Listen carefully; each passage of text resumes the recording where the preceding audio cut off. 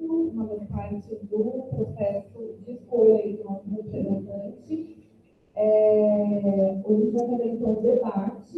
Eu vou explicar para vocês como vai funcionar, né, as normas, e depois a gente vai passar para um segundo momento onde os candidatos vão ter 10 minutos para a apresentação da sua proposta.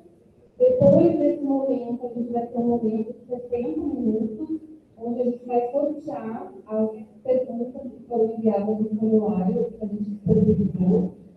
E, por fim, vai ter 5 minutos onde os indicados da diretora associada vão poder dar uma finalizada e falar alguma coisa também que tiver interesse. E aí, assim, acredito que a gente chegue em torno de umas 2 horas de debate, tá bom? Alguém tem dúvida? Vamos começar então. Acho que o pessoal vai chegando ali. Deixa eu chamar para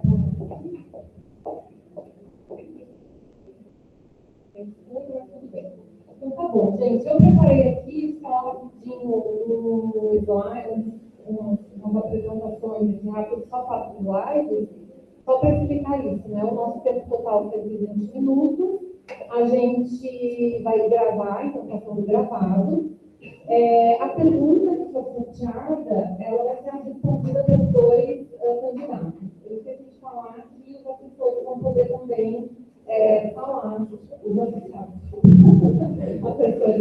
associados vão poder também falar se acharem necessário ter um período de 13 minutos. Tá? Então, a gente tinha colocado 3 opções, porque eram inicialmente 3 candidatos, a gente vai sortear a ordem, né, desses candidatos, e essa ordem vai ser inversa na hora da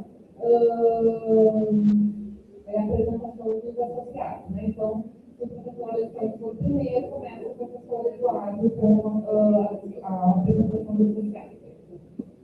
Bom, então, como eu falei, a gente vai ter 10 minutos de exposição oral, 60 minutos para a resposta das perguntas sorteadas e, por fim, 5 minutos das considerações.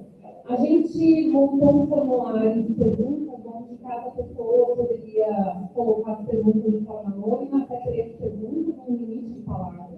E nós tivemos 58 perguntas, na verdade, foram 54, um número bem expressivo, né, de perguntas. As perguntas são bem variadas, em vários temas, né? E a gente organizou isso, então, em 12 temáticas, retirou algumas perguntas que estavam repetidas, acho que alguma outra pessoa preencheu o formulário mais de uma vez, as perguntas estavam repetidas em alguns casos. E aí chama atenção que tem 3 temáticas que foram mais expressivas, né? Que tiveram muitas perguntas, mais perguntas do que as outras.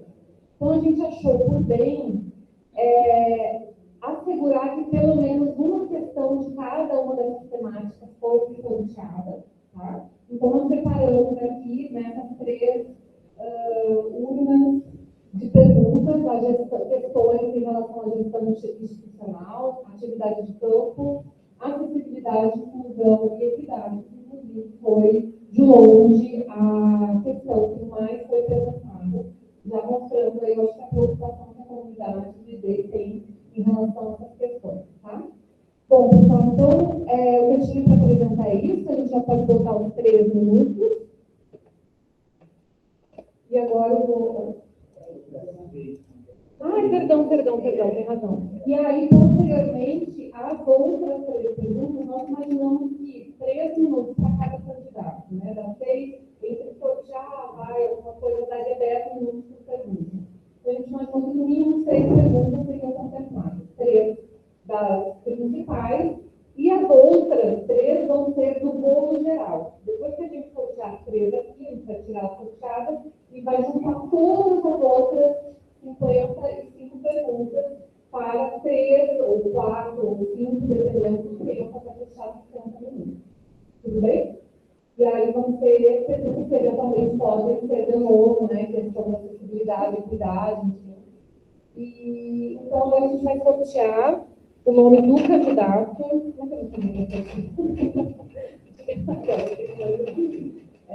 Que vai falar então primeiro.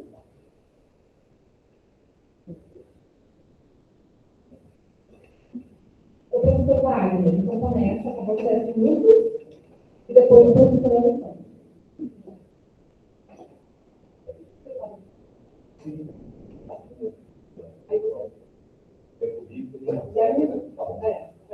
Você não vai ver, mas a gente fala no silêncio, Bom, boa tarde a todos e todas. Meu nome é Wagner José Bávaro. Vou me apresentar também, acho que está sendo transmitido, né? Está gravado. Está gravado, mas vou me apresentar. Sou homem, estatura 1,80 m, calvo, careca, barba, vestindo paletó, calça clara, camisa verde. E eu gostaria de agradecer a toda a comunidade de psicologia, a comissão eleitoral, a apresentar a nossa propositura, a nossa proposta, a candidatura do Instituto de Biologia. Tá? E a nossa proposta, que eu vou deixar bem claro, minha, juntamente com o professor Eduardo Galenbeck, não é um sonho ser diretor do Instituto de Biologia, mas não é o objetivo maior, mas o que nos motivou é uma condição muito simples. O Instituto de Biologia é uma das áreas, é um dos institutos e faculdades com maior força acadêmica na Unicamp.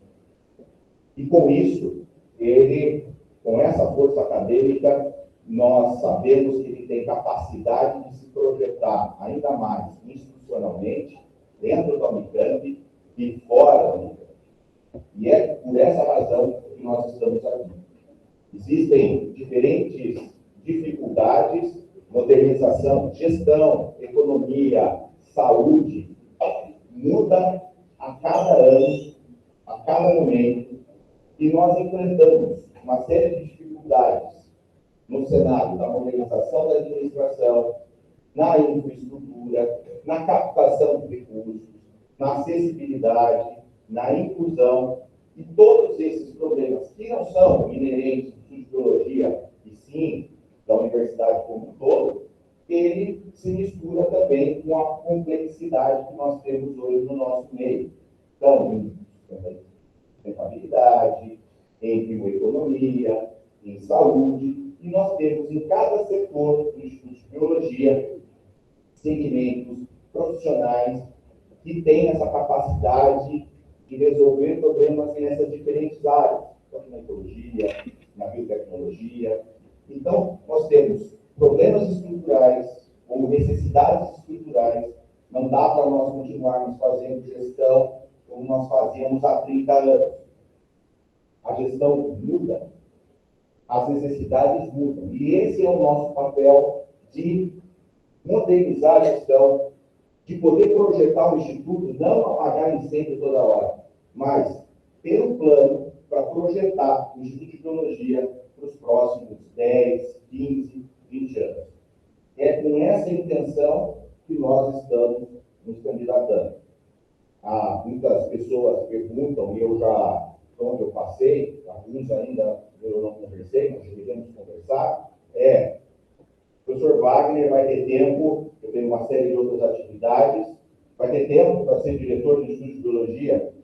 A resposta é sim, o mesmo afinco que eu desenvolvi todas as minhas atividades, também externas. Hoje eu atuo na região metropolitana de Campinas, atuo em gestão, também parlamentar, e atendemos mais de 700 pacientes do Sistema Único de Saúde de graça. Saí daqui sem nenhum tostão para atender 700 pacientes gratuitamente, e com esse mesmo afinco eu tive para sair e estruturar a gestão lá fora. Com esse mesmo afinco que eu vou me dedicar a ser diretor do Instituto de Biologia. E lembrar que diretor, não existe diretor, existe diretor, né? Diretor, o nome é diretor associado. Então, os dois. Então, ações que são desenvolvidas por mim, ações que serão desenvolvidas pelo professor Eduardo Galenbeck. E para isso, unindo, e nós sabemos a dificuldade do Instituto de Biologia, é um instituto diverso, e por essa diversidade que o Instituto tem, de diferentes áreas, é que nós temos que transformá-la em vantagem estratégica institucional. Por que eu digo isso? Nós temos que levar ao nosso favor essa diversidade que outros institutos e faculdades da Unicamp não têm.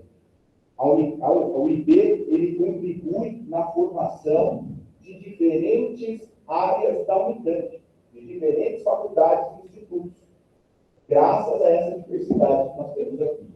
Só que nós não conseguimos, nós perdemos essa capacidade, inclusive institucional, de mostrar qual é a importância do IP, tanto dentro e fora da nossa instituição, extramundo. Então, com isso, nós temos 3 pilares que norteiam a nossa propositura. Um é a articulação institucional.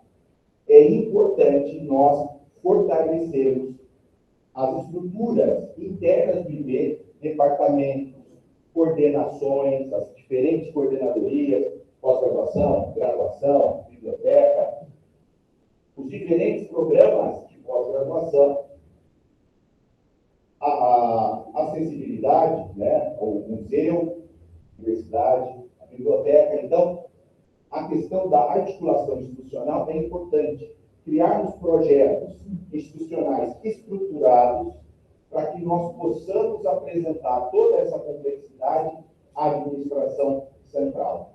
E nós melhorarmos, conhecermos os fluxos de trabalho que existem dentro do Instituto.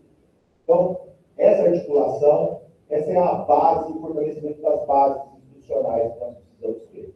Além disso, nós precisamos criar uma articulação, ou retomar a nossa articulação fora dos muros da Unicamp.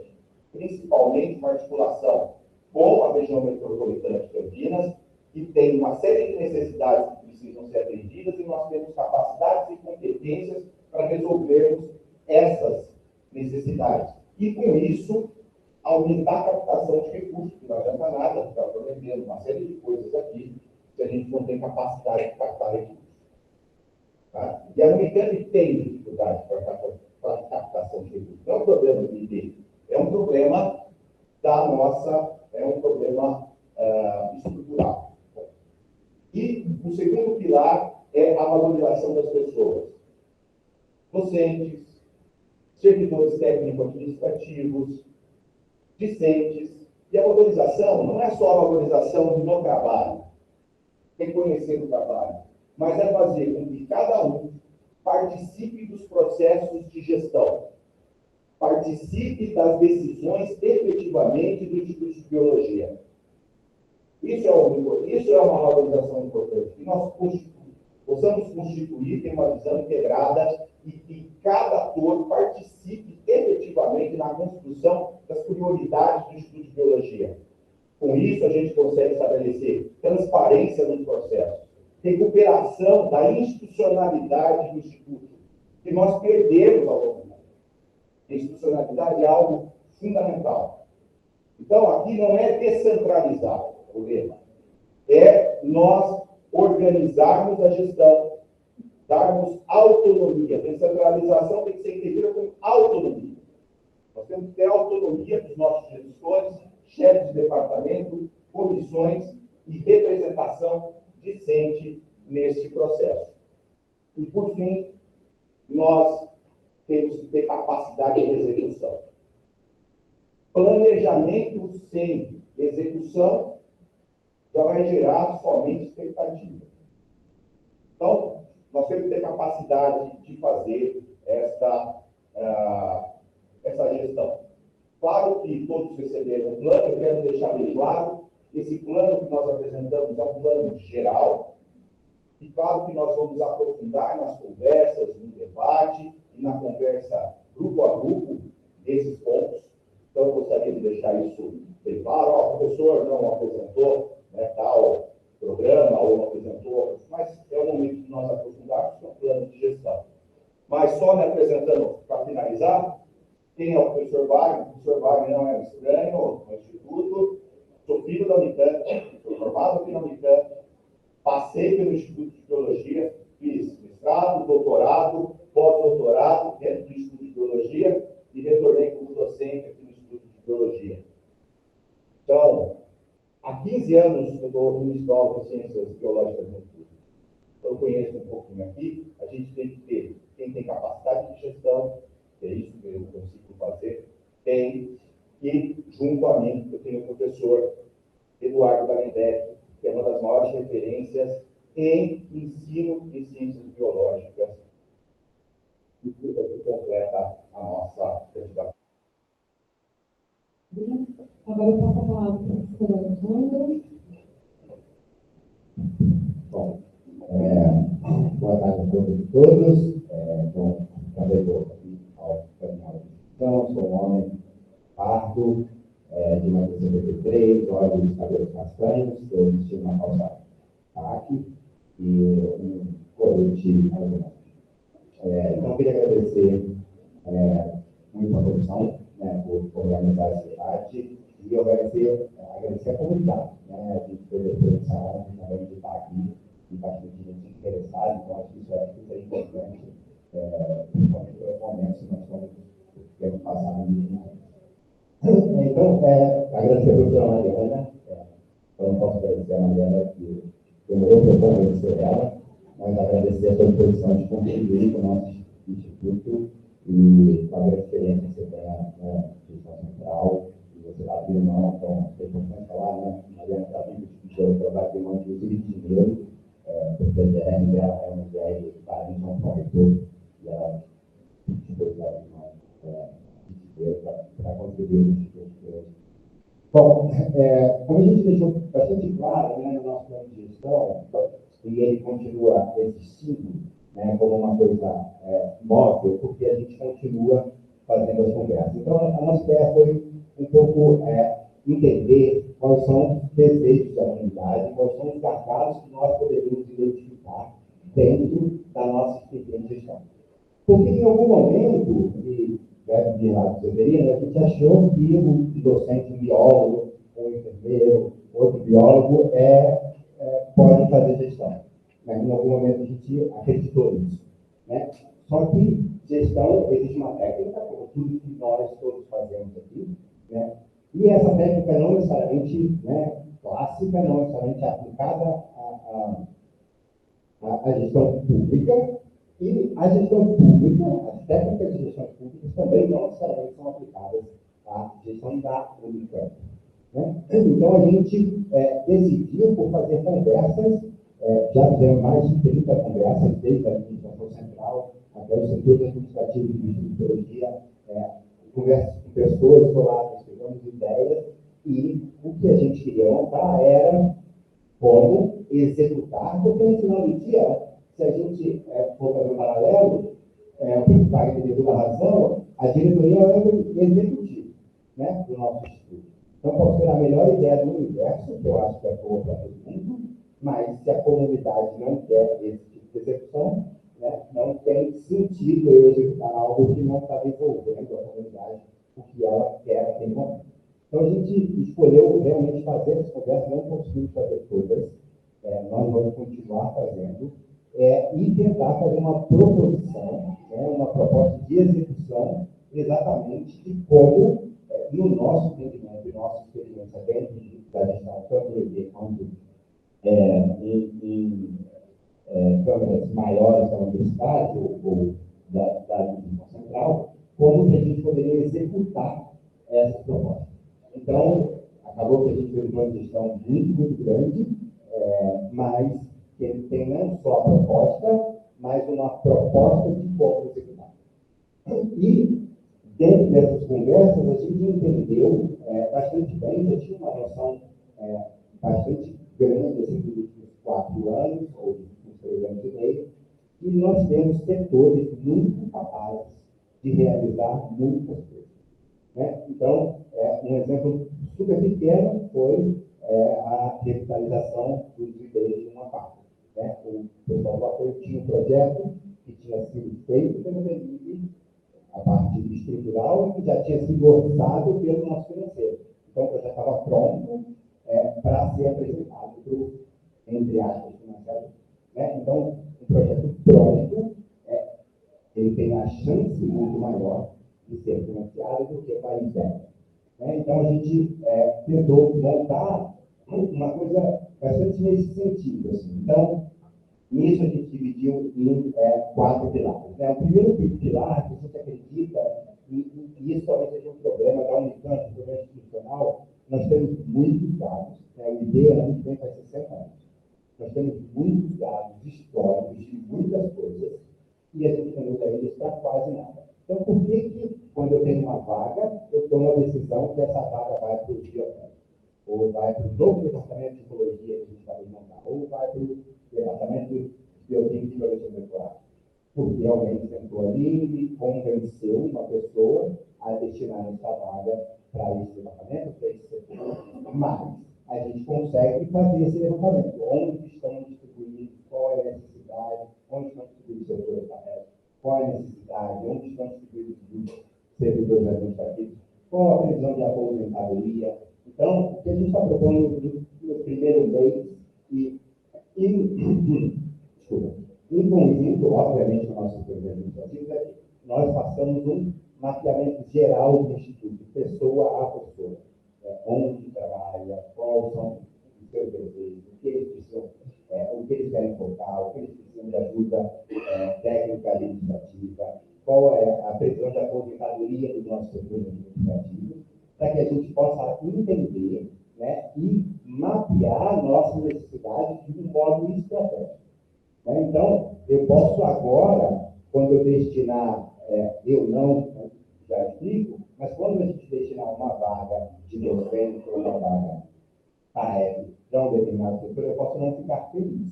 Mas a lógica vai estar demonstrada para todo mundo. Todo mundo entendeu por que isso foi destinado. Né? Então, acho que a gente só consegue fazer algo racional, né, se a gente pegar esses números e trabalhar em cima deles. Trabalhar como? Então, o que a gente está propondo, né, esse meio do caminho, e de novo, não é uma crítica pessoal a ninguém, mas é um modo de gestão que a gente montou há 60 anos atrás e é o jeito que a gente continua mais ou menos, né? E, obviamente, o IBCUPE, todas as gestores que passaram aqui contribuíram muito. Mas a gente entende que a gente consegue mais celeridade e mais eficiência mapeando esses números e dando autonomia de aplicação de recursos, por exemplo, para determinadas áreas e departamentos. E para a administrativa, que eu mostrei ontem na apresentação, é muito fácil fazer isso. Tem todos esses departamentos prontos. Então, quando eu tenho um ar-condicionado que eu estou na Secretaria de Pós-Graduação, não precisa um diretor falar pode consertar. A gente já sabe que a Secretaria de Pós-Graduação gasta cerca de 19 mil por ano em manutenção e necessidades do setor. Então, a gente pode fazer isso, e isso é uma ideia, vai todo mundo ser preso? Não. Nós tivemos essas conversas, e a primeira delas foi uma consulta à APG, a Procuradoria Geral. Porque a gente pode ter a melhor ideia, também o que a gente quiser, mas ela precisa estar minimamente alinhada com a administração central e o que pensa a administração central. Esse mapeamento também vai permitir que a gente entenda os nossos recursos humanos, não só atualmente, mas a longo prazo. Então, mapear quando é a aposentadoria, porque a gente, e isso é uma estrutura central da administração, a administração central só vai começar a olhar para a vaga quando o servidor, por exemplo, se aposenta. E aí, aposentou-se já perdeu. Então, a gente precisa colocar isso na equação. Qual a previsão de aposentadoria de determinado? Certo? Então, acho que isso é um problema que a gente tem, porque a gente vai fazendo tudo, né, como dizia minha avó, de oregado. Né? Porque a gente acha, a nossa visão ali, de cada um dos setores, da diretoria, que aquilo é o melhor para o instituto. Mas a gente pode mudar esse contato. Uma coisa que para a gente é importante é o foco no que a gente tem. A gente pode ter qualquer coisa, está pegando na lua, dar um skate ali na frente da biblioteca e tentar ir para a lua. Mas o problema é que a gente tem uma estrutura e que a gente precisa investir nela, né? Tanto de infraestrutura como de recursos humanos. Né? E tentar finalizar os processos. Então, nós temos uma GT de processos que precisa finalizar e implantar isso para que a gente possa entender os processos e fazer as coisas de maneira mais séria. Então, o melhor exemplo que a gente pode usar, por exemplo, é a função de campo. Não é uma função difícil, não é um valor tão alto, o nosso tamanho do nosso orçamento, mas os professores têm que fazer cada passo. Então, a gente pretende fazer isso de maneira institucional, que o ID resolva isso centralmente. Vamos dar prosseguimento ao segundo momento do nosso debate. Eu vou atender alguns, acho que agora vou convidar, então, os candidatos e os possíveis, então, associados a compor a mesa, por favor. E aí, agora, então, vou explicar rapidinho, bem rapidinho. Nós vamos fazer o sorteio das questões. O professor André Gaffoni e a Isadora vão nos sortear. A gente vai ter 3 minutos para cada um responder. Esses minutos podem ser divididos entre os associados, tá bom? O importante é que seja respeitado os 3 minutos. Eu estou aqui organizando os sorteios. E depois que a gente, então, tiver as perguntas, daqui mais ou menos 1 hora, os possíveis associados vão fazer uns 5 minutos, tá bom? Muito obrigada. Boa noite a todos. Então, vamos dar início. Como foi explicado, foram 12 grandes categorias e aqui temos as 3 mais que tiveram o maior número de perguntas, tá? Então, nós vamos começar com a primeira, que é acessibilidade, inclusão, diversidade e equidade. Tá? A Isadora vai sortear, eu vou ler a pergunta, e aí 3 minutos, agora começa o Alessandro respondendo, né? E aí depois a gente vai sempre invertendo.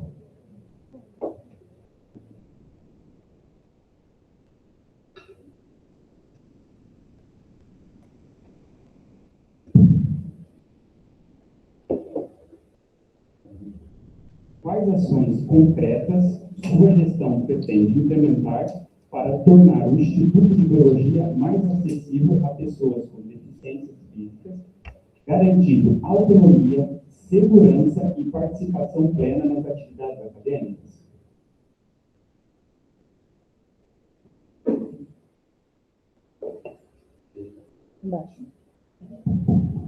Bom, obrigado. Eu vou falar uma parte, mas vou passar para a Mariana uma parte, porque a Mariana tem bastante experiência exatamente nesse tema nos últimos 7 anos. Eu acho que a gente, de novo, como eu falei anteriormente, a gente tem tudo isso bem feito. Né? A gente tem um mapa de segurança que a CIPA organizou bastante bem e que a gente precisa fazer. Então, de novo, se vocês voltarem ao nosso plano de gestão, em paralelo ao mapeamento que nós estamos propondo dos recursos humanos, nós estamos propondo que, junto à CIPA e o DENIB, façam imediatamente uma priorização das mudanças de segurança que nós estamos fazendo. Obviamente, a acessibilidade também, mas a acessibilidade requer investimento um pouco maior e a gente tem que lembrar que nós somos o 3º prédio mais antigo da Unicamp. Então, não são prédios preparados ou pensados para acessibilidade. Então, a gente vai precisar ter estratégias muito mais específicas, mas a ideia é que a gente mapeie tudo isso. Acho que, como a Ana falou, na verdade, isso é acima de algumas coisas, né? E tem vários órgãos americanos, que é o seu principalmente, que cuida dessas questões. Eu acho que uma comunicação mais centralizada, VP, com esses órgãos, ele vai funcionar muito melhor. Se você possa criar realmente uma comissão que tenha essa comunicação, essa ponte mais ágil, com quem realmente faz o trabalho de acessibilidade, por exemplo, a orientação profissional, enfim, o programa especializado educacional, que vai fazer adaptações específicas. O que a gente tem hoje na DEATA, muitas vezes chega por diversos meios, e isso se perde na comunicação do próprio EP. Então, às vezes, é o aluno, às vezes, é o professor, às vezes, é o coordenador, às vezes, é o próprio diretor, que vem conversar com a gente vê que já está resolvendo um problema que está sendo realizado por outra pessoa. E aí isso demora mais. Na verdade, tem o tempo inteiro bater nessa tecla e continuar pedindo, porque outros institutos na Unicamp que estão sendo reformados, primeiro são aqueles que mais gritam, que estão lá o tempo inteiro falando e dizendo que a gente precisa. E segundo que eles são, depois de mapeado as necessidades, são os que têm casos mais graves. Então, a Unicamp resolveu tomar a iniciativa de resolver os casos mais graves primeiro, para depois passar para os casos menos graves. Então, acho que a gente tem que ficar o tempo inteiro batendo nessa tecla. Lá na administração central, no Sul, enfim, pegar e conversar com quem realmente faz isso. Porque não é Unicamp que eu tenho que falar.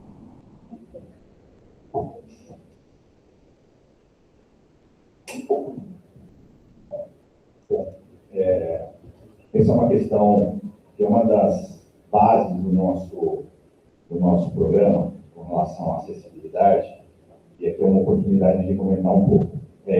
Eu acho que a Unicamp ela tem um problema, e aqui não é do ID, eu concordo com a professora Mariana, eu acho que é um problema da administração central, da Unicamp. A Unicamp, ela inclui e depois ela resolve o problema. E esse problema não é resolvido, né? Nós temos situações graves aqui dentro do Instituto de Biologia, só para vocês saberem, né, aqui eu vou explicitar o número, eu falei ontem e vou explicitar hoje aqui. Nós temos mais de 20 mil alunos de graduação, mas por ano são matriculados mais de 3.400 alunos. Então, um terço desses alunos passam anualmente no Instituto de Biologia. Só para vocês terem uma ideia. Por exemplo, a minha área, que é a anatomia, passam mais de 1.000 alunos na anatomia num prédio de mais de 40 anos. Acessibilidade é zero. E por que eu falo isso? E o BEAP, eu tenho que elogiar o trabalho do BEAP, que é herói pelo que faz, de atender a universidade toda, e a administração não enxerga a importância do órgão para isso. Eu acho que precisa ter um apoio das unidades também ao BEAP. E hoje, para vocês terem uma ideia, a acessibilidade aqui é horrível. Eu tenho um aluno, né, alguns alunos que para chegar no CIGIB demoram 15 minutos com cadeira de rodas. Mas o engraçado a Unicamp aprova cota PCD no final de fevereiro, de março de 2025. E nós temos vestibular no final do ano, ou seja, quase um ano depois, e o Instituto não está preparado para receber. Por quê? A gente não conseguiu em um ano mapear. Esse é o problema. Então, a nossa proposta é constituir um grupo de permanência estudantil dentro do Instituto de acessibilidade. Esse é um dos principais bases institucionais nossas, que nos primeiros anos de gestão, a acessibilidade ela será prioritária. Onde nós vamos buscar tanto investimento orçamentário quanto extra-orçamentário junto ao Ministério Público. Isso tem dinheiro do Ministério Público, mas a Unicamp precisa apresentar projeto. Isso não é dependente do reitor, para que a gente possa adequar os espaços e possa garantir acessibilidade. Essa é a prioridade número 1 da nossa gestão, a adequação das nossas estruturas prediais. Mas é importante dizer que acessibilidade não é só construir prédio. Uma das nossas ideias é ter profissional contratado para esse fim.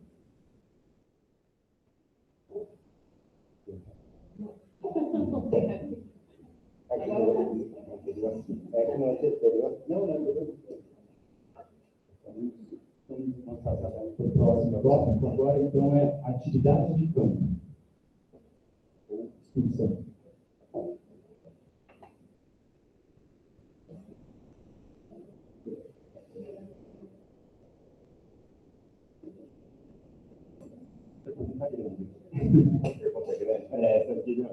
Considerando a redução histórica das disciplinas de campo no ID por limitações orçamentárias e as possíveis mudanças na captação de recursos para 2027, qual é a estratégia do candidato para ampliar ou recuperar essas disciplinas e melhorar suas condições de realização? Perfeito. Bom, um dos pontos centrais, eu vou passar para o professor Eduardo Garibet, né, que é a grande referência em ensino, tecnologia, né? Então, um dos pontos nossos é a captação orçamentária. Outras formas de captação, principalmente usando o extra orçamentário, para que a gente possa aumentar a captação de recursos. E principalmente a priorização das áreas. Não dá para formar biólogo sem passar pela atividade de campo. A gente precisa constituir um núcleo extremamente forte, robusto, do que é a importância da formação em ecologia, biodiversidade, interação com outros centros como o de Geociência. O professor Eduardo tem um programa maravilhoso em Ubatuba, no Instituto de Pesca, que nós temos a proposta de encampar o Instituto de Pesca para o Unicamp. E a gente ampliar a nossa atuação lá. Mas eu vou passar um pouquinho para o professor Eduardo falar sobre isso. Bom, a questão é crítica, ela é grave, e a gente não forma um biólogo sem campo. A gente não forma um bacharel em campo, a gente não forma um licenciado em campo. Porque o professor de biologia, quando ele assumir a atividade docente na educação básica, ele vai levar os alunos de atividade de campo. Eles têm isso no meio praticamente todas as escolas que a gente tem aqui na região, porque eu trabalhei. Então, e eu mesmo, né, eu conheço muito bem esse papel do campo na minha formação. Ano passado eu passei 35 dias no campo, dentro dos projetos que eu trabalho, e a questão de recursos, a gente consegue utilizar, a gente consegue ter disciplinas que agregam ao objetivo de campo, que é biologia, com botânica, com geologia. A gente consegue utilizar disciplinas e saídas que são mais caras, né, para fazer sobre isso. E o campo é importante porque a gente não forma nenhum profissional sem ter experiência prática do que ele vai fazer. Então, o laboratório é tão importante porque a gente precisa do laboratório para o aluno ter essa vivência, a gente precisa colocar em contato com possíveis lugares de trabalho, com empresas e outros lugares.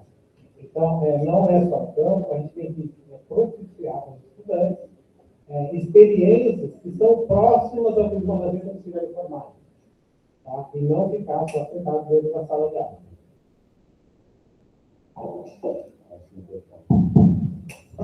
Bom, a realidade é que a gente, e isso foi um problema que deteriorou o nosso campo. A gente forma biólogos em campo.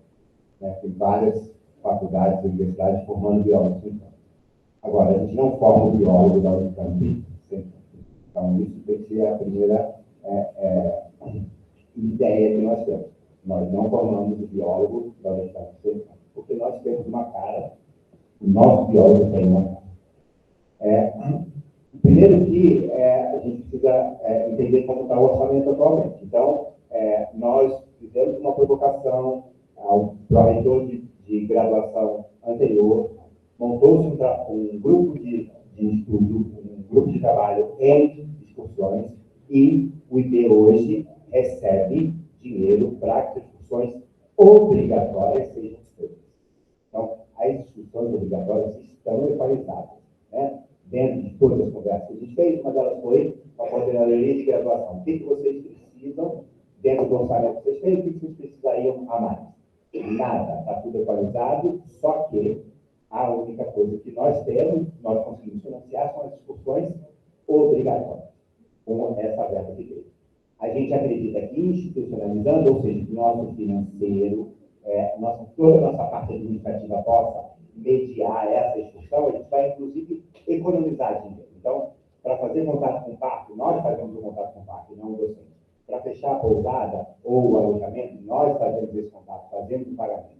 Para a gente conseguir um suporte de segurança ou ou médico para a excursão, nós podemos fazer o contato com a prefeitura e pedir para que a gente tenha uma ambulância à disposição, ou pelo menos um contato muito rápido, para que a gente dê segurança para esse trabalho. Eu joguei esporte a vida inteira e todo o ginásio do maior ao menor que eu fui tinha uma ambulância na porta. Então, isso não é ciência de foguete. Né? O que nós nos comprometemos, e aí é um comprometimento com a coordenadoria de graduação, é que nós financiaríamos pelo menos uma, então já a princípio, pelo menos uma discussão eletiva, que obviamente teria que congregar várias disciplinas ao mesmo tempo, e que a gente pudesse, então, né, ter uma possibilidade eletiva. A gente pode fazer mais captação e financiar outras, podemos, e devemos, né, mas não é, a gente parece que a discussão é um dinheiro muito alto. Ele não é um dinheiro muito alto pelo orçamento que nós temos hoje. Então, a gente consegue, sim, de maneira estratégica, juntando tudo, e juntando nossa capacidade administrativa de financiar uma instituição eletiva para somar ao financiamento obrigatório que já é feito.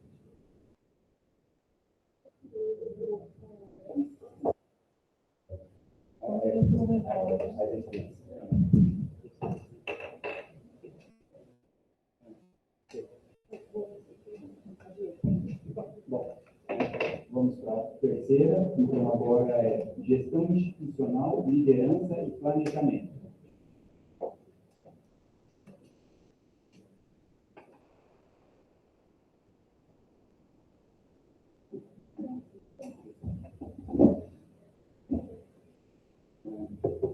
Gostaria de saber como os candidatos veem a atual estrutura do ID após a reestruturação departamental.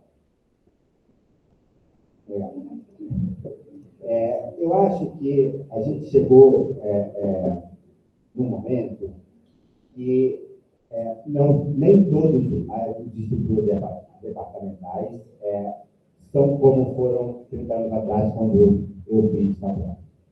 Os departamentos estavam diretamente ligados a uma área, não só de ensino, mas de ensino e pesquisa, naquele momento, e a gente chegou a um momento onde nós fizemos algumas extensões, em 2009, que veio de cima para baixo, então nós tínhamos 12 ou 13 departamentos e tínhamos que ter um número menor de departamentos. E aí se juntou do jeito que se juntou naquela época, também não é nenhuma juízo de valor, mas isso acabou causando a junção de áreas que não necessariamente conversam entre si. E esse foi um dos motivos, para quem conversou com a gente durante esse processo, um dos motivos que a gente decidiu conversar com as áreas de ensino específicas separadamente, para a gente conseguir realmente mapear as necessidades. Porque eu vou dar um exemplo recente da pessoa recente. Nós vamos conversar com o pessoal de ecologia e da zoologia, que estão no mesmo departamento do pessoal da paleontologia, departamento de ecologia não. Excursão de campo ou excursões eram talvez a prioridade número 1 da ecologia e da zoologia, mas não era de interesse da biologia. Então, isso acaba que as estruturas departamentais hoje elas são muito mais estruturas físicas, de gestão física, do que propriamente uma gestão acadêmica. E isso gerou alguns problemas acadêmicos, né? E um deles é a conversa que nós tivemos ontem com as áreas de ensino. Nós escolhemos dividir as áreas de ensino dentro dos departamentos, o que é excelente para eles contribuírem com essa nova cultura que nós, em algum momento, como Instituto de Biologia, decidimos montar. No entanto, essa área fica sem representatividade, porque essa área é uma pessoa dentro do departamento que vai falar alguma coisa, mas quem leva essa demanda específica. Então, também, a gente precisa pensar agora como que a gente vai aplicar o dia a dia com essa nova estrutura que a gente acabou de montar. Então, por exemplo, como que a gente dá representatividade à área de ensino? A gente faz uma comissão de ensino, a gente faz um departamento virtual, que pode ter uma nova configuração. Então, são desafios que a gente precisa ter depois dessa reestruturação. Tem docentes em diferentes departamentos que participam da mesma disciplina. Certo? Então, esses são desafios que a gente precisa resolver, mas claramente, por exemplo, nesse sentido de docentes de diferentes departamentos que participam de mesma área de ensino, e as disciplinas estão ligadas a CG.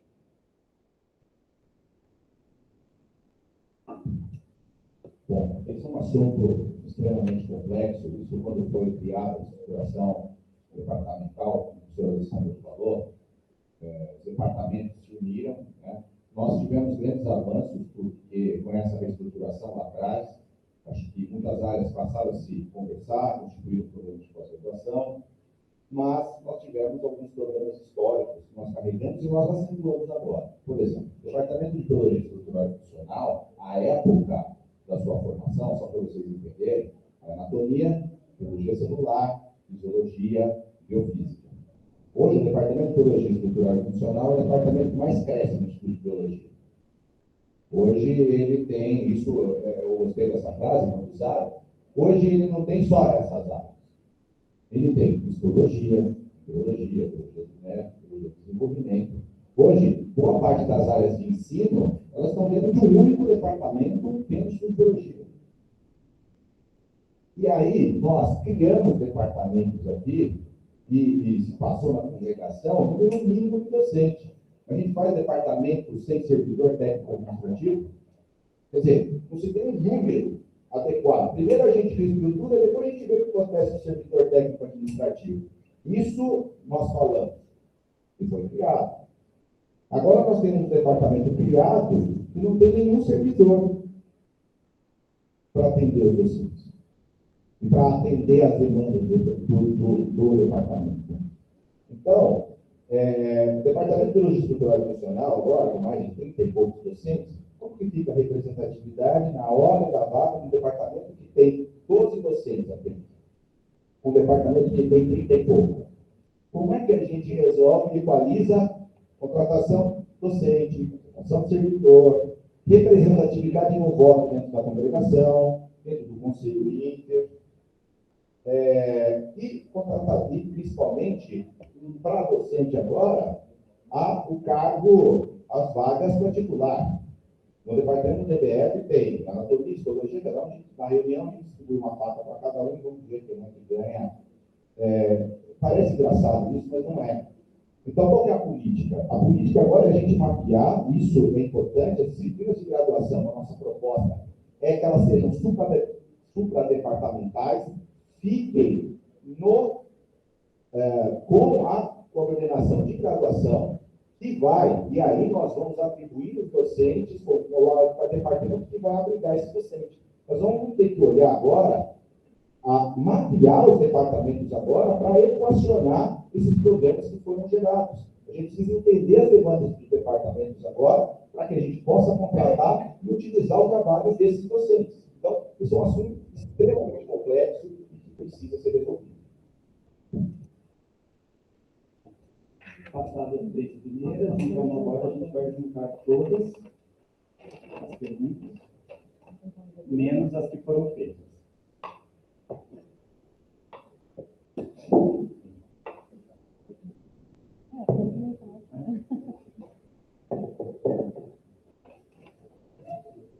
Cadê?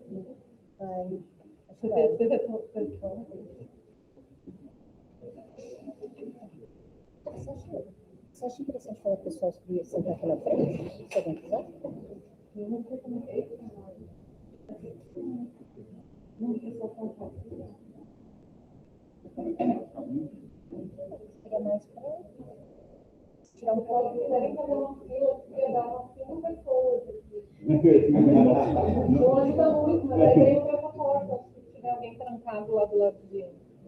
Então tá bom. Dá só uma chacoalhadinha. Liga o ar?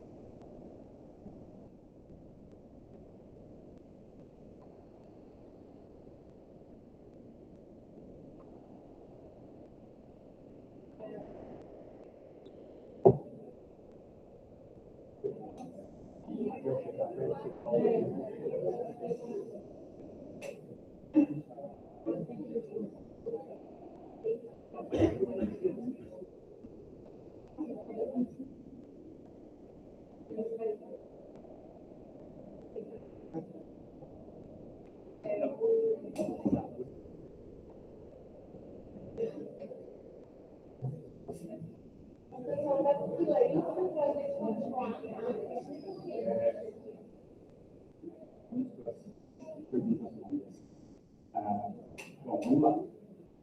A necessidade urgente de adequação dos biotérios segundo as normas do Conselho. Porém, pouco se avançou no que se refere às reformas dos biotecos pela atual diretoria, o que coloca em risco a continuidade das pesquisas do IB. Caso eleito, como pretende resolver essa situação? Bom, agradeço a pergunta, só para quem não me conhece, talvez eu fui o presidente mais coordenador, mais longevo da Comissão de Ética em Animais, né? Estruturação quando os veterinários foram contratados, a CPI, que foi do animal, que nós desenvolvemos. Bom, essa questão do biotério é crítica, e isso não é inerente só ao ID. Só para vocês terem uma ideia, nós temos diferentes áreas dentro da Unicamp que possuem biotecos. O IB é o que tem o maior número de biotecos. Essa reestruturação do Conceia, ela já vem de um tempo, né? Nós prorrogamos, isso foi prorrogado, a adequação dos biotecos, né? Que tem um prazo agora até setembro de 2026. A Unicamp, na verdade, ela se furta a criar uma política para experimentação animal. E aí, cada área tem que ficar resolvendo o problema. Enquanto nós não tivermos uma política institucional para bioterismo, para biossegurança dentro da Unicamp, nós vamos enfrentar esses problemas constantemente. E também, o que eu acredito nós temos, de novo, priorizar do Instituto as áreas. Quando a gente não tem planejamento estratégico, a gente não sabe para onde a gente vai. A gente fica apagando incêndio como a gente está apagando incêndio agora. Então, na nossa gestão, o que nós vamos ter? Um planejamento estratégico, aonde nós vamos estabelecer as políticas de uso orçamentário e extra-orçamentário para isso. E na questão do biotério, nós retomarmos a discussão com a administração central, retomarmos o grupo de trabalho e, principalmente, a criação de uma política institucional para o bioterismo que já foi criada na minha época. Mudança de gestão, isso não foi adiante. Então, a política de gestão dos biotérios é extremamente importante. Agora, não adianta agora a gente passar o chapéu para arrecadar dinheiro para resolver um problema que está em setembro, que é um problema institucional. Então, e hoje nós não temos, a gente tem o departamento que está afundando, o separamento precisa ser reformado, a acessibilidade precisa ser feita em biotérios. Por isso, a organização de um planejamento estratégico, um plano diretor, que vai orçamentalizar as áreas e que vai priorizar essas áreas junto com pós-graduação, com graduação, principalmente a retomada da política institucional para bioterismo, para que a gente possa alocar recursos orçamentários, inclusive de reserva técnica, para os biotérios. Então, o Instituto agora quase que era no grau do professor Wagner, o Instituto sabia que tinha que fazer isso, e a liderança requer conhecimento. Então, nós temos 2 projetos aprovados, um montante de cerca de 5 milhões de reais, mais 1,6 milhão de RTI, e o nosso programa de biotec está equacionado. Nós temos a capacidade de fazer o levantamento que precisa. Ontem mesmo, o Delírio mandou, já a reforma do Bloco F, que é a maior, a reforma do Bloco J também já está feita. Então, nós temos a capacidade. Agora, se a gente usou uma ideia de vaquinha, alguma coisa para pressionar e para pressionar para a reitoria de pesquisa, é outro assunto, a gente vai discutir em outro momento, mas desde o ano passado, quando a gente viu que ia prorrogar um ano, alguns docentes e a diretoria mandou projetos no ano passado, no final do ano passado, agosto, se eu não estou enganado, a possibilidade de a gente aplicar para a reforma de biotec. Então, nós temos por volta de 5 milhões para fazer essas, principalmente dos 2 biotecs maiores, né, a nível de segurança 2, que a gente propôs juntar toda a necessidade, principalmente do pessoal da área de parasitologia, que necessariamente precisa de um bioteca de segurança 2, e o biotério do Bloco F, que é um biotério que é usado por muitos docentes, com muitos animais, e que a gente precisa, obviamente, fazer essa reestruturação. E dentro desses projetos também tem, né, equipamentos para que a gente consiga diminuir a sobrecarga dos roteiristas, que não vai se resolver. A gente precisa ter uma estratégia, porque o trabalho é muito difícil, cada vez mais animais, cada vez mais coisa, e essa tecnologia atual. Então, nós precisamos de um plano para resolver isso também, né, para que a gente consiga ter um suporte para os bioteiristas, até porque nossa equipe de bioteiristas é muito bem qualificada. Então, eles podiam estar contribuindo com outras coisas, como grande farm, montagem de fundamento, derivação, várias coisas. Mas, assim, hoje, financeiramente, nós temos condição de fazer todas as reformas necessárias que nós mapeamos junto com a ajuda da CEUA. Então, agradeço também a ajuda da CEUA que fez esse mapeamento, e dos veterinários que indicaram como essas reformas deveriam ser feitas. Pode ser que 1, 2 passe um pouco do dia 17, pode, mas não credenciou no dia 17, proibido, nunca mais pode credenciar. Né? Então, a gente está estrategicamente reformando áreas onde a gente pode remanejar os animais caso precise acabar alguma alteração. Mas, financeiramente, nós estamos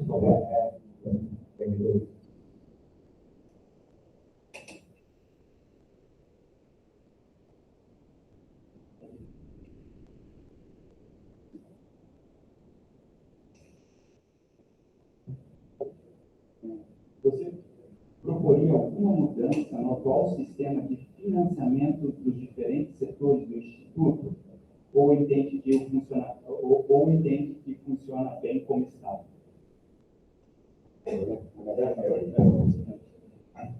No nosso plano de gestão, a gente está propondo exatamente isso, né? Não mudança no sistema de financiamento em si, né? Mas eu acho que eu entendi a pergunta do jeito que a gente usa os recursos. Então, a gente está propondo exatamente isso, mapear. Então, quem veio aqui ontem, já fiz, né, rapidamente esse mapeamento com as áreas administrativas, então a gente consegue saber qual a necessidade de cada área. A gente não consegue saber, por exemplo, nesse momento, dos departamentos, até por causa da reestruturação. Então, a gente tem um valor em mente que a gente vai discutir com os departamentos, até para a gente gerar dados do primeiro ano, para que a gente consiga fazer a mesma coisa dos departamentos no ano 2.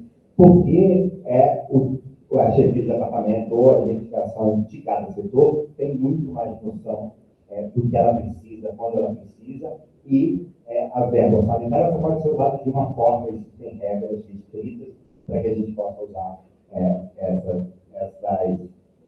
verbas. Em termos da RTI, a gente está propondo também que a gente gere, a FAPESP permite que uma pessoa aplique, que a diretoria indique outra pessoa, que seja a própria diretoria, ou que se crie uma comissão. Então, nós estamos propondo uma comissão de RTI, onde junta os departamentos, os setores administrativos e técnicos, né, porque nós decidimos em algum momento botar um usuário como uma coisa, um bem do Instituto, e fazer proposições que são emergenciais. Então, o que a gente precisa resolver em termos do dinheiro de pesquisa? Rápido. Biopédia seria uma delas, por exemplo. O que a gente precisa resolver? O que é estratégico? O que nós queremos fazer? Nós queremos fazer um central multiusuário, porque a FAPESP e a FINEP só vão financiar grandes projetos em grandes centrais.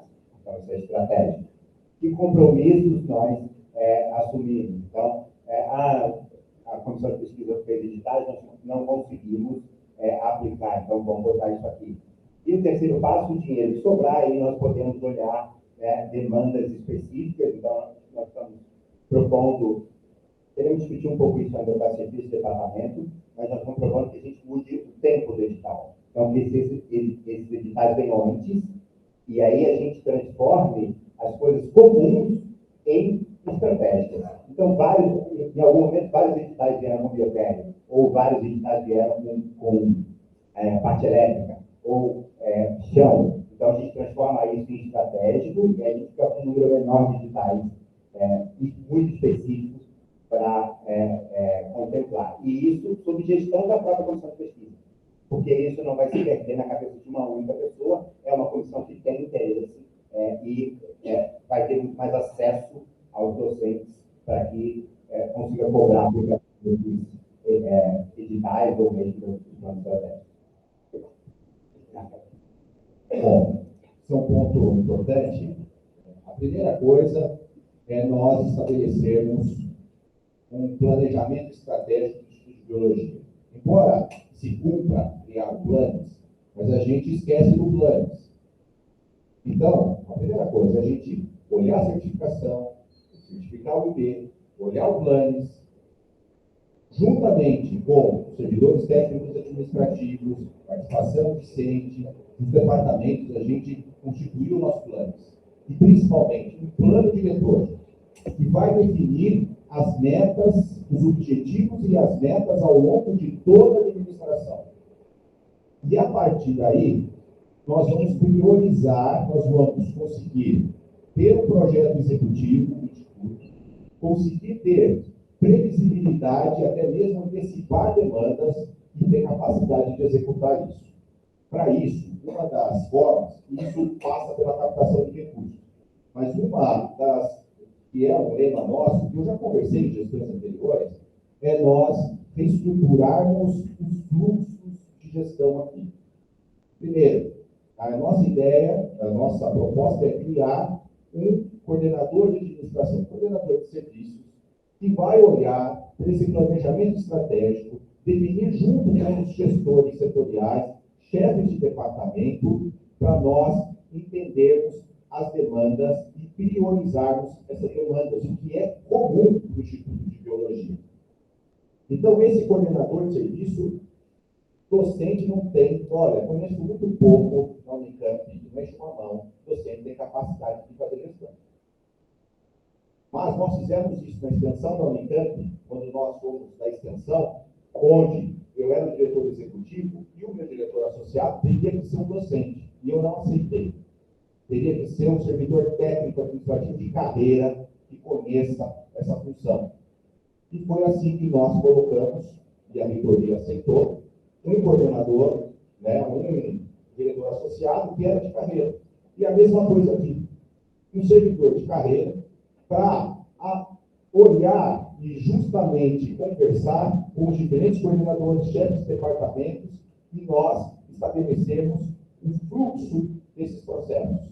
E como uma cidade não tem Secretaria de Saúde, Secretaria de Educação, Secretaria de Transporte, Meio Ambiente, cada pasta tem um orçamento. Tem pastas que têm um orçamento maior. E a ideia é orçamentalizar as áreas de dentro do Instituto de Biologia. Consequentemente, orçamentaliza os departamentos. Mas é importante nós orçamentalizarmos, porque o departamento que cuida da sua área cuida da graduação. Se nós conseguirmos separar isso, facilita.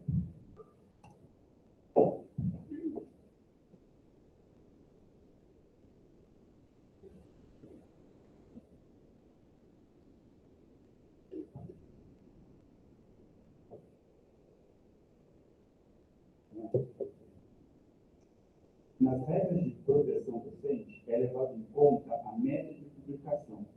Contudo, tem um candidato que coloca resumo de congresso no Lattes como artigo, algo proibido, e que eleva essa média, prejudicando a progressão de vários docentes. O que os candidatos acham sobre isso e como resolver?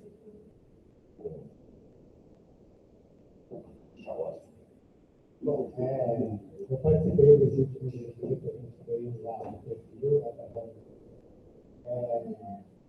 é um assunto que eu acho que na progressão do ser, a primeira coisa que a gente tem que entender a progressão do ser como um plano de carreira. Você não pode entrar aqui, ser contratado e não saber o que vai acontecer no ano seguinte, daqui a 5 anos, daqui a 10 anos. Quando eu entrei aqui para ser docente, precisava ter sempre aqueles candidatos. Eu contratava que eu tinha 5. Quando eu cheguei em 7, era 11. Quando eu cheguei em 11, tinha que publicar uma vez e meia na categoria publicada. E aí é uma situação que é impossível você planejar uma carreira. A gente vê a produção docente como chegar até o nível 5.3 é plano de carreira. Tá? A gente tem que ter condições, os professores novos, quando chegam, eles têm que ter acesso ao perfil docente, falta fazer critérios de atribuição de pontos naquele perfil, para poder saber como que a pessoa está, direcionar sua carreira e poder se planejar e ter a previsão de quando vai chegar lá. Tá? Então, isso é uma coisa que gera muito estresse, né? Não saber e quando achar que quase vai, não vai. Tá?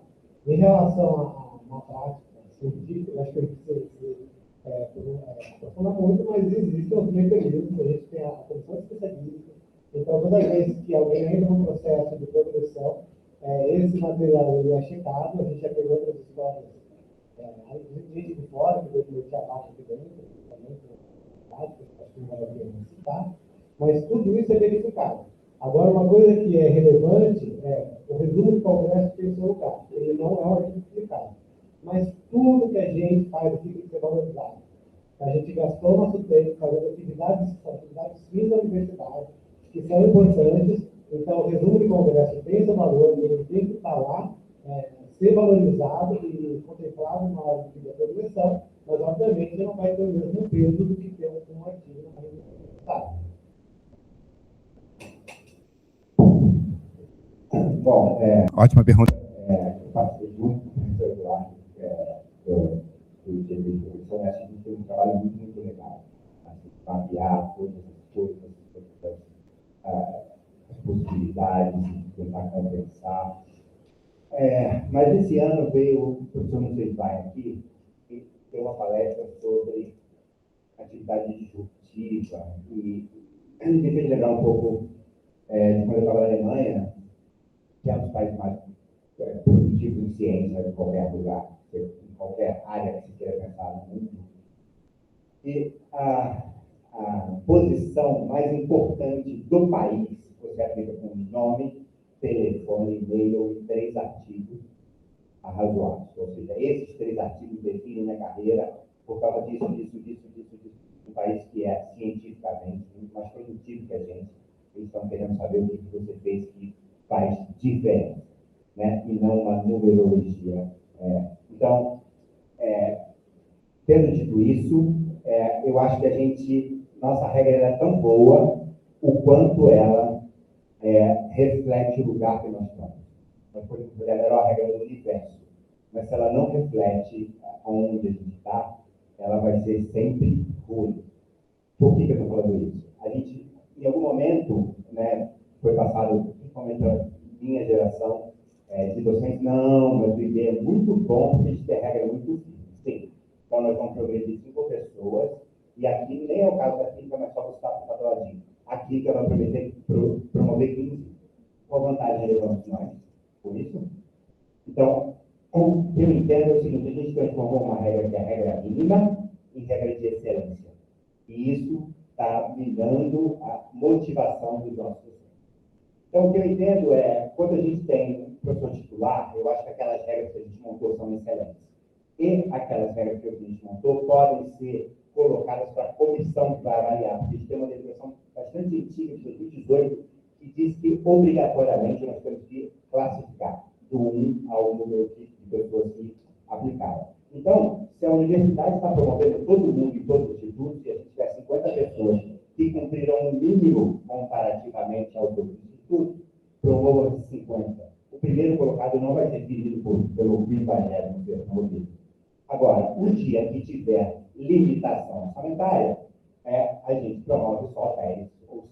Eu posso só falar uma questão, discordar do professor Eduardo, porque essa média que a gente usa, ela é feita automaticamente. Então, quando um docente coloca um resumo de congresso no lugar de paper, ela é feita automaticamente pela informática, e isso puxa e muda a média. Então, essa média também não é verdadeira. Ele pega os...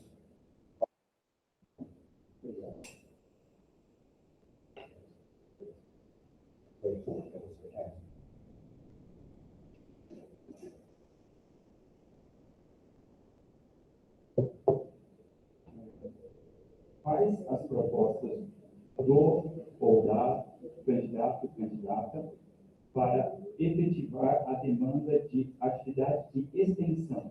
mais coerentes e, de fato, sejam projetos que saiam do espaço do Instituto e da universidade e atinjam a população de Campinas. Legal.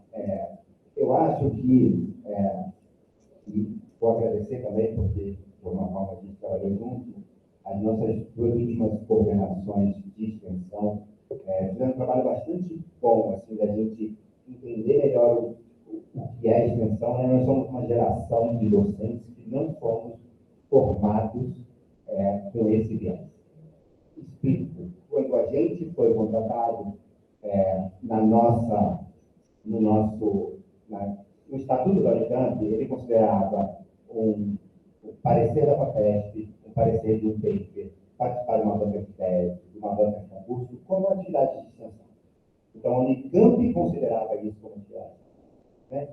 De duas reitorias para cá, a PROAC começou a ter uma participação mais ativa de explicar o que a Unicamp considera como extensão e o que a gente deveria estar focando. Então, eu acho que as duas últimas coordenações de extensão, que nós paramos de pesquisa, de extensão, da autonomia, acho que precisa um financiamento mínimo para que a Comissão de Extensão consiga trabalhar, fazer as mostras e tudo isso. O que nós propusemos é a gente fazer pelo menos 4 projetos grandes de extensão, ou 4 programas, que está diretamente alinhado com o jeito que a Pró-Reitoria quer financiar a atividade de extensão. E que as pessoas que já têm, né, atividades de extensão importantes do Instituto, né, notadamente o museu, é uma atividade de extensão que vem há muito tempo, antes da gente falar em extensionização de qualquer coisa, o museu já existia e já fazia atividade que eles fazem, né, trazendo escolas, fazendo. Então, a nossa proposta é fazer esses 4 programas, que essas pessoas que já têm liderança em extensão na Unicamp, que elas possam liderar esses programas, e isso vai propiciar que outros docentes que não têm essa prática, ou às vezes querem fazer, não sabem como, possam se inserir nesses programas. Isso vai aumentar a nossa chance de financiamento. Então, os alunos de graduação que a gente conseguia dinheiro antes só fazendo uma propostinha, agora a gente precisa estar ligado a um programa de extensão e eles não estão sendo mais financiados, né? Se não estiver ligado a um programa. Então, a ideia é que a gente faça pelo menos 4 grandes programas para que a gente possa aglutinar essas iniciativas e aumentar as chances de financiamento dessa forma. Bom, eu, na verdade, esse assunto eu agradeço a pergunta. Esse conceito que o professor Alessandro disse sobre extensão começou a mudar na nossa gestão. Isso faltou não, no momento de eu falar para vocês. Eu atuei como, na época, era diretor executivo de extensão durante a gestão de extensão durante a gestão do professor Marcelo Nobre. O diretor da escola de extensão foi o professor Eduardo Marinelli. Durante a nossa trajetória na extensão, nós conseguimos mudar a forma de gerir a extensão na Unicamp. Só para vocês terem uma ideia, anualmente são matriculados mais de 13 mil alunos na extensão da Unicamp. Maior do que a graduação toda, incluindo pós-graduação. Tá? E esse conceito da extensão é assim: o que é extensão? Extensão é quando eu promovo uma ação em determinada, vou aplicar em determinada população e vou ter um indicador para medir o que a minha ação de extensão mudou. E a gente tem várias atividades dentro de biologia que podem se integrar e levar para a região metropolitana de Campinas ações de extensão concretas. Tá?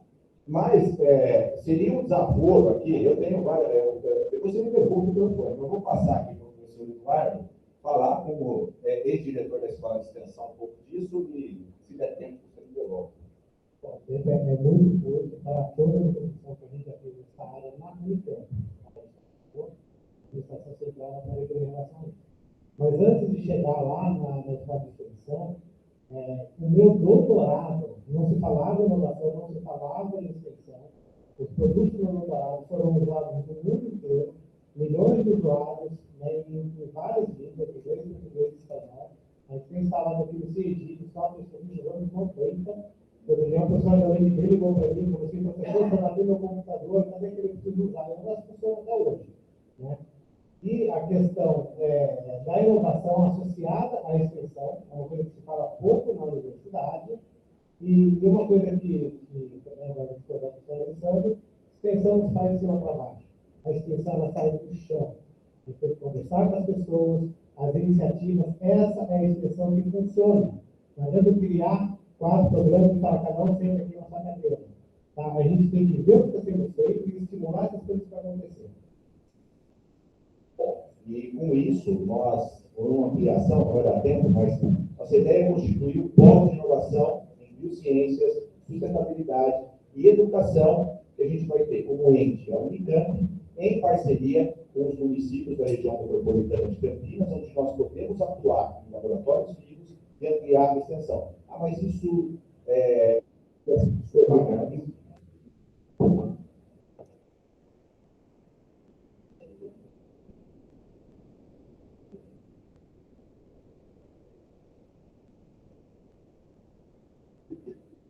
Pelo tempo, essa vai ser a penúltima pergunta que a gente destinou para esse bloco.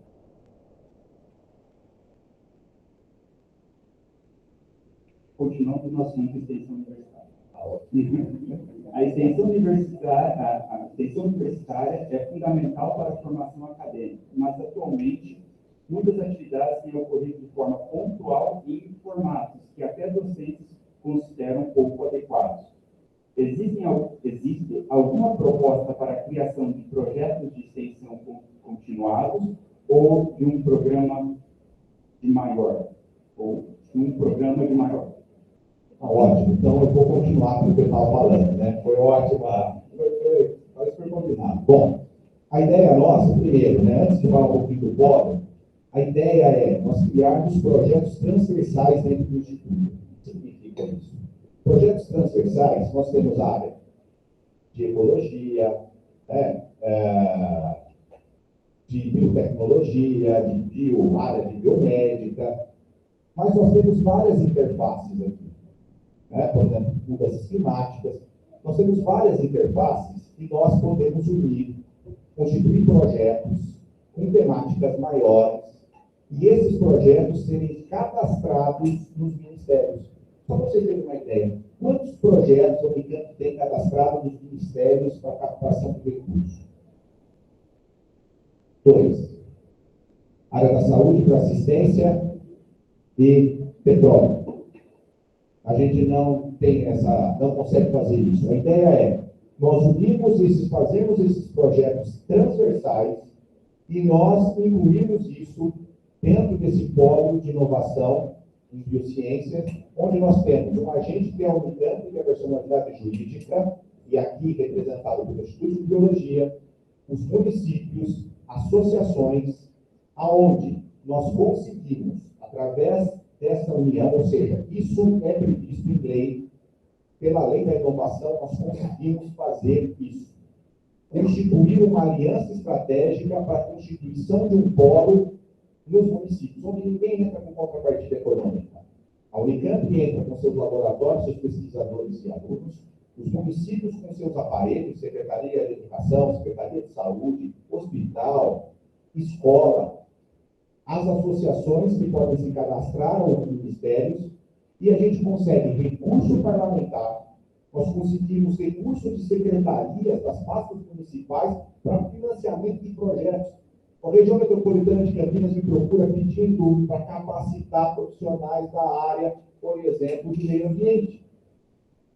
E esses projetos ajudam a alicerçar esses municípios e os nossos alunos têm campo também para atuar nesses municípios.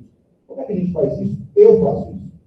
Nós constituímos, ano passado, o primeiro polo de inovação e tecnologia saúde da Unicamp, onde nós conseguimos levar inovação nossa aqui, por exemplo, imunoterapia, para tratamento de pacientes oncológicos em diferentes municípios. E agora, tratamento de cárie em crianças autistas, paralisia cerebral, onde nós conseguimos mais de 1,5 milhão para 2 municípios, que vai financiar bolsa de aluno na Unicamp, vai financiar laboratório.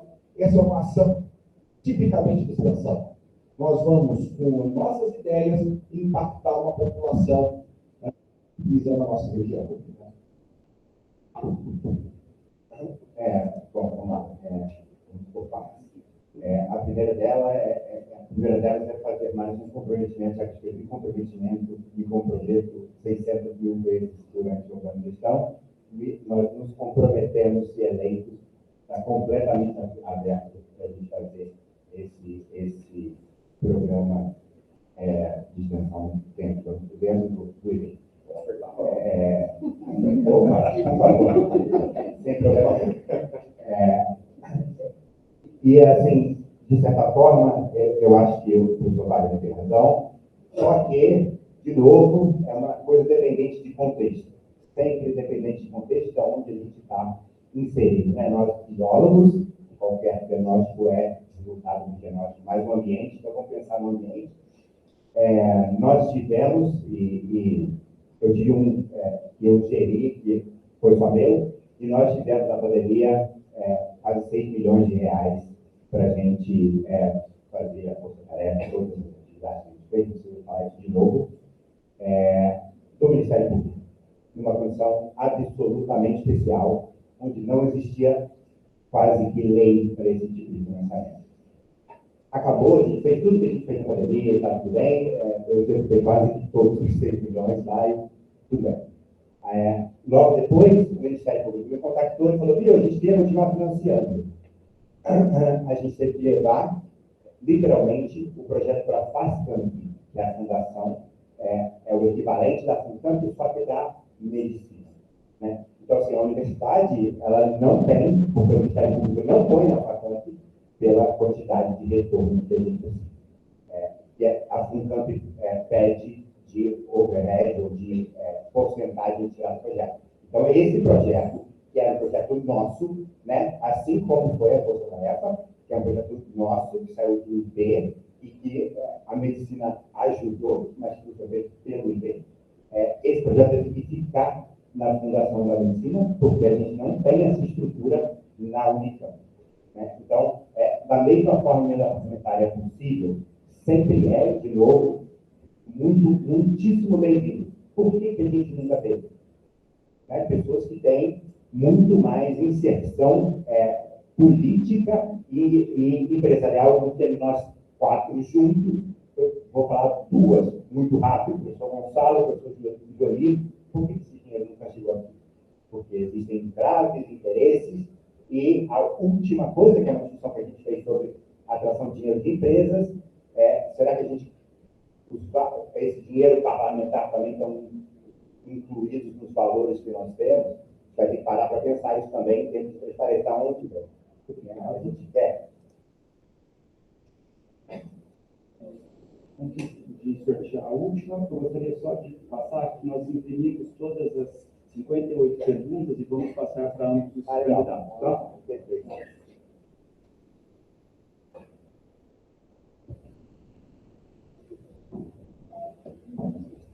Uma curtinha direta para fechar.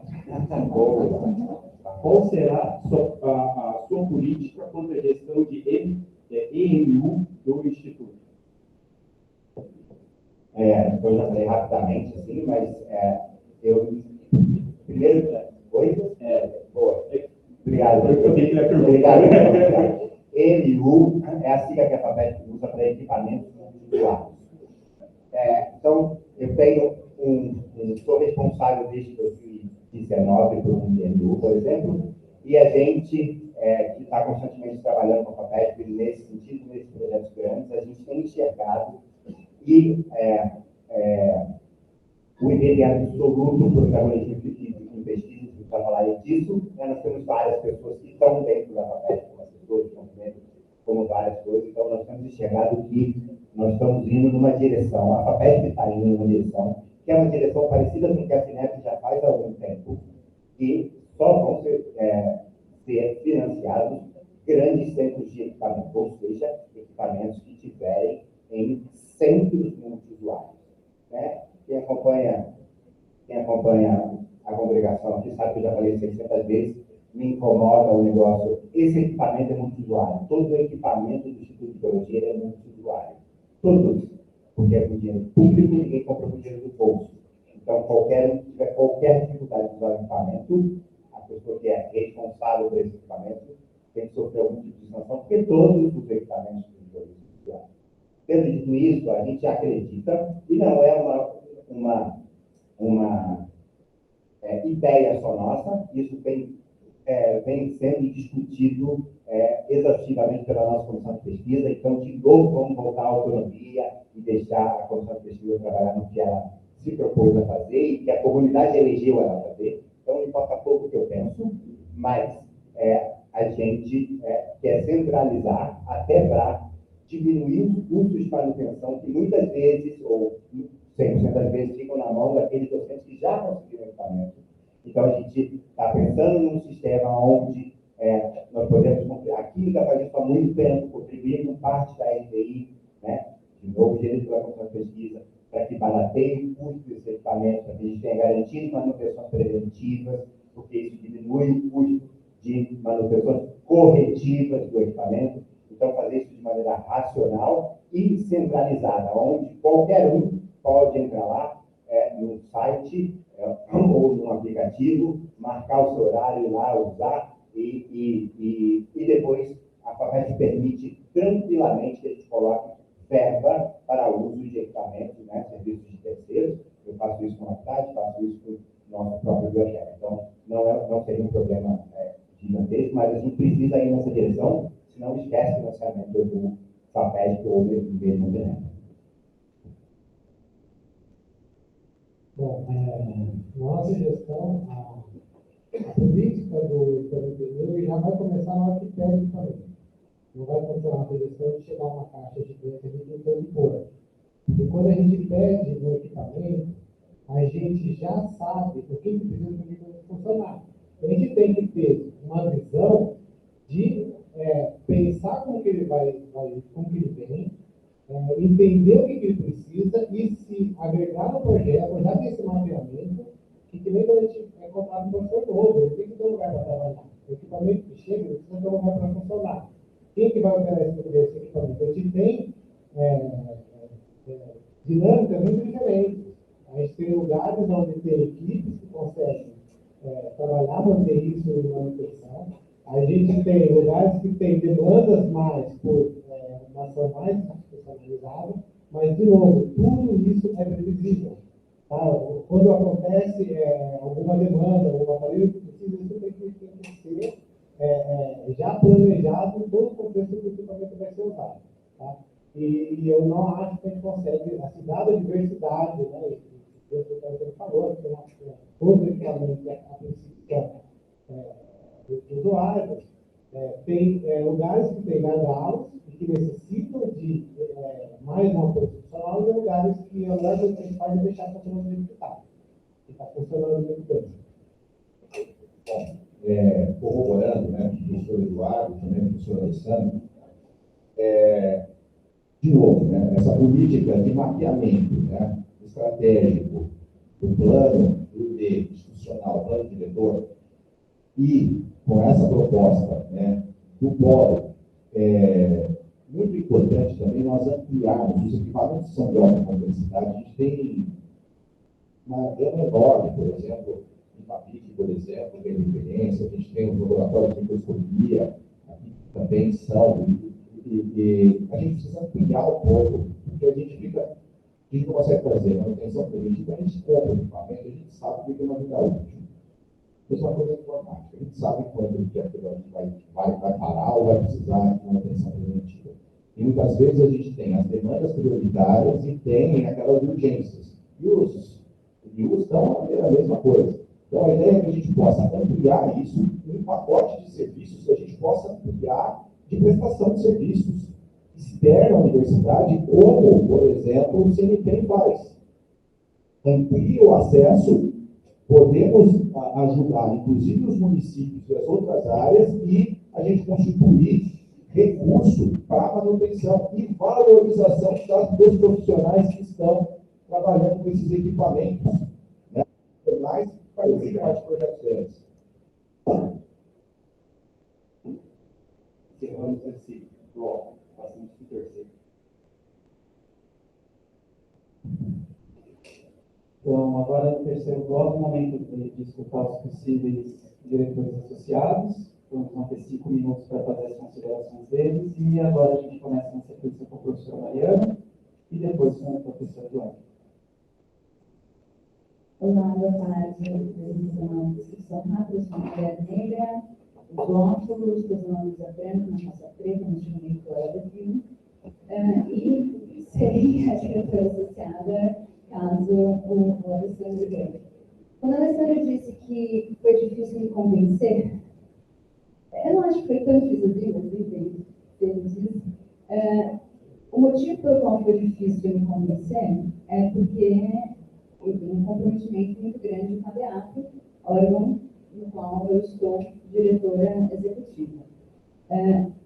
Mas, sabe, Carlos, não me deixa mentir, que há alguns meses, quando ele me chamou para ser membro da comissão da pós-graduação do nosso programa, eu disse para ele, estou muito a falar de coisas, mas eu vou aceitar, porque eu tenho muita vontade de retornar ao IB, de voltar essa minha experiência de gestão para o meu instituto.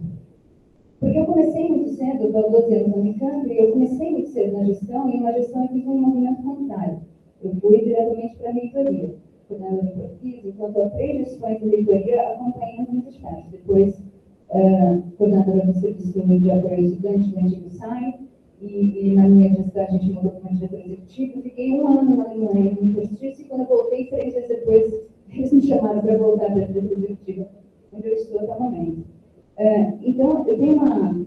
É difícil se entender, mas eu tenho certeza que eu tenho uma experiência muito única, uma visão de universidade que, sim, me falta conhecer mais o IB, mas isso eu tenho certeza que em pouco tempo eu consigo aprender tudo, mas a visão que eu tenho de como a universidade funciona realmente é difícil outra pessoa ter, porque realmente eu estou ali olhando bastante todos os planejamentos estratégicos das últimas 3 gestões, e eu gostaria de colocar isso a serviço do meu instituto.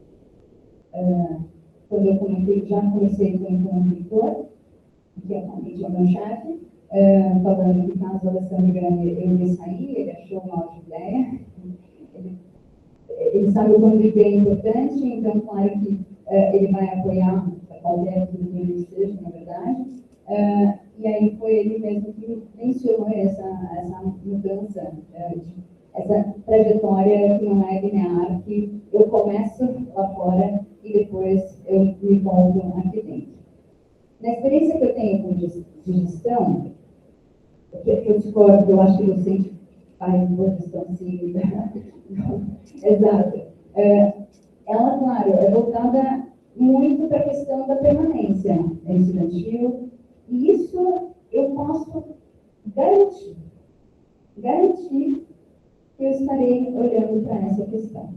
Não só a questão da permanência estudantil, mas a questão da mulher, né? Já conheci algumas colegas sobre isso. A gente precisa, porque realmente, quando não existe um olhar feminino dentro, é difícil você pensar nessas questões que nem perpassam a cabeça, infelizmente, dos homens que geralmente estão na gestão. Então, essa é outra coisa que eu me comprometo a fazer. Olhar o problema das mulheres, da progressão, das funcionárias, toda a questão da equidade, da economia do cuidado, que geralmente fica em cima das mulheres, para transformar o nosso instituto em um instituto muito maior de equidade. E, por outro lado, também tenho muita experiência na gestão dos funcionários, que aprendi muito nessa gestão durante na diretoria que eu estou. Devo dizer que eles não estão torcendo porque eu venha para cá. Eles não gostariam, mas eu deixei tranquilo, porque todo o planejamento que a gente tem, realmente, ele é feito pela linha de frente, que são os funcionários que estão ali no dia a dia. E eu acredito muito que um gestor bom é um gestor que não é necessário, porque ele não tem que ficar na microgestão, né? E eu e o Alessandro estamos extremamente alinhados nisso. Ele fala muito, mas ele me ouve demais.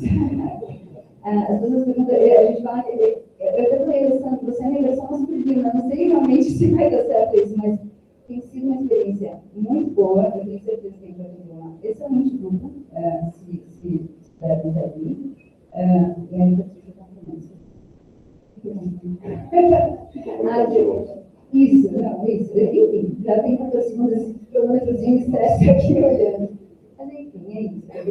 no propósito da gestão, porque ele está escrito lá e enfim, a gente vai responder as perguntas que vierem lá, que veio para a comissão. Obrigada por todos ficarem.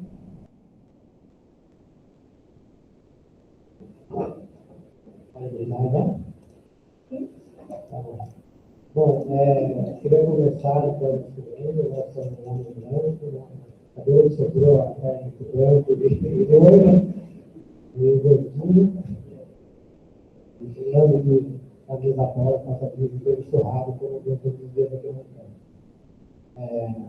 Eu queria dizer primeiro que eu aceitei o desafio, pelo falta de coisa para fazer, eu não tenho muita visão, um pouco problema, eu tenho que promessa, mas eu acho que um dos componentes fortes foi a parceria com o professor Wagner. Wagner mal me conhecia em 2017, quando ele me convidou para ser diretor da escola de extensão. A gente trabalhou junto durante vários anos, a gente conseguiu implementar muitas melhores administrativas. Então, vários programas, vários gargalos, que todas as melhorias passaram por valorização da equipe que a gente tinha, de trazer gente para setores específicos que não funcionavam, ou que coisas que precisam ser feitas não tinham gente capacitada. Depois que o professor saiu, eu ainda agradecer a gestão, eu conheci a gestão do Fernando, que não foi mais novo. Depois eu teve a própria gestão, o professor Fernando pediu para ficar, eu fui com a pessoa da ProEC, a pessoa de vocês, a gestão. Ele falou assim, você quer sair, mas não sai agora, espera um pouco. E quando eu fui embora, eu cheguei para ele e falei assim, a gente precisa da gente sobre isso, eu vou fazer você. Então, a gente vai estar fazendo outra pessoa para ocupar esse papel da organização.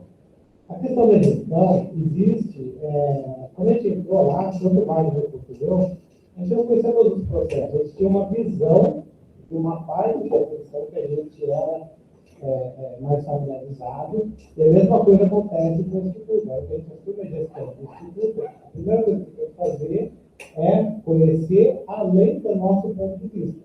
Né? Então, do meu ponto de vista, eu já conheço, mas desse ponto de vista não vai resolver os problemas que a gente tem. Então, e aí, por trabalhar junto com o Wagner, de ter uma gestão que já foi muito bem sucedida nesse tempo, com várias melhorias que funcionam até hoje, acabei entrando nessa história, com apoio da decisora aqui. Perguntei para ela, né, falei, ela trabalha lá com outra, para você ter hoje em casa. Aí, para a gente fazer esse acordo, e eu acho que a gente tem muito a fazer, contribuir para a nossa história aqui no Instituto, e as frentes que a gente tem da nossa cabeça, elas também são importantes, mas as mais importantes são o que a gente vai fazer no trabalho com toda a comunidade, tentando mapear e fazer o que é possível. Né? A gente sempre deixa coisas a desejar. Uma das coisas que eu não consegui fazer no setor, por exemplo, foi fazer os funcionários responsáveis por curso de extensão. E esse não é um problema que está resolvido lá no campo. Porque quem é contra, fala que a atividade de ensino é responsabilidade do docente. Mas a atividade de extensão não é responsabilidade do docente. Então, esse problema não é um problema resolvido, depende de como que a gente trata. Né? E a gente conseguiu mudar regimento de pós-graduação da Unicamp, por conta de demandas que tinham na extensão. A gente vivia na Procuradoria Geral, porque não é assim. Por que isso é feito? Porque sempre foi feito assim. Quando a gente responde, quando a gente escuta essa fala, a gente sabe que tem problema. E se a gente vai atrás, a gente entende que esse problema não é um problema suficiente para impedir que o negócio seja feito. E aí a gente consegue, quando está na universidade, ir nos lugares onde existem as possíveis soluções e também conseguir mudar o que é possível mudar. Essa questão do regimento da colaboração foi uma conquista muito grande que permitiu regularizar a situação de vários cursos de estudantes junto com o conselho de classe, para a gente poder continuar tendo os cursos de especialização, que não cabiam mais no formato que existiam antes, e no começo, quando a gente falava que não podia, porque os cursos eram pagos, mudou o regimento da pós para que abraçasse isso. Então, quer dizer, a gente tem a capacidade de ir até os lugares onde a gente precisa ir para resolver os problemas à medida que eles aparecerem.